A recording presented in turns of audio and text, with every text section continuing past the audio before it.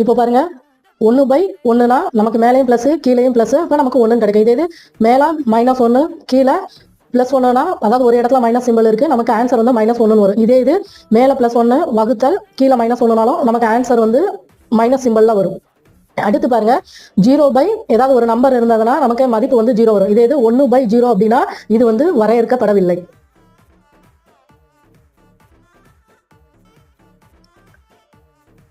அடுத்து பண்பு பாருங்க. பரிமாற்று பண்புனா a வகுத்தல் b = b வகுத்தல் a இருந்தாதான் அது வந்து பரிமாற்று பண்பு. ஆனா வகுத்தல்ல வந்து இது வந்து நிறைவு செய்யாது. எடுத்துக்காட்டுக்கு பாருங்க, a யோட மதிப்பு 5, b யோட மதிப்பு 3ன்னு வச்சுக்கிறோம். 5/3 ≠ b வகுத்தல் a னா நமக்கு 3/5ன்னு எழுதும். அப்போ ரெண்டோட மதிப்பும் வேற வேறையா வரும். அப்போ இது வந்து பரிமாற்று பண்பை நிறைவு செய்யாது. அப்போங்கும்போது நமக்கு சேர்ப்பு பண்பையும் நிறைவு செய்யாது.